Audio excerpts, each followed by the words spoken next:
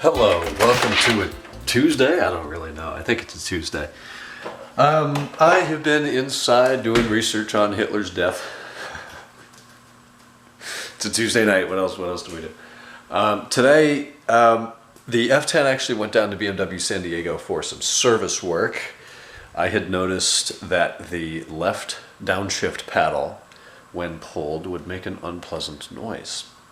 So seeing that the vehicle is still in warranty and the parts cost like $700, because no, they won't sell you just the left paddle, you have to buy them in a set.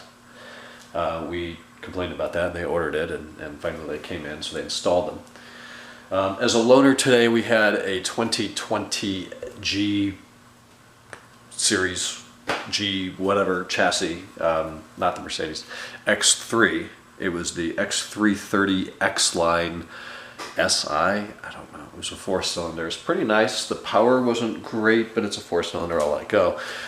My complaint driving the car up and back to Escondido today was how floaty it felt, and Nate hit the nail on the head. He said a BMW should never feel floaty. I 100% agree with that. Part of it, of course, is the high center of gravity. I did put it in sport mode, but it didn't make any sort of a difference to the suspension. I don't think it has electronic dampeners.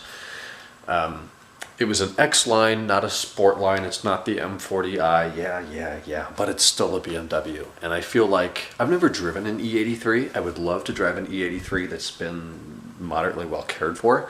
And I'm willing to bet that it wouldn't feel as floaty. Like changing lanes, it was hard to keep the car in the lane because you would turn the wheel and the chassis would go one way and it felt like the wheels were going the other way. It felt unstable.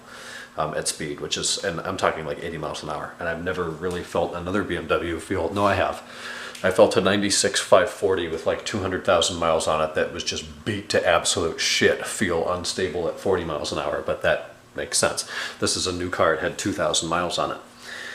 Other than that, we worked on a rear main seal today on the E60. We were able to get the old one out, no problem. Putting the new one in is proving to be a problem. We damaged the seal we bought.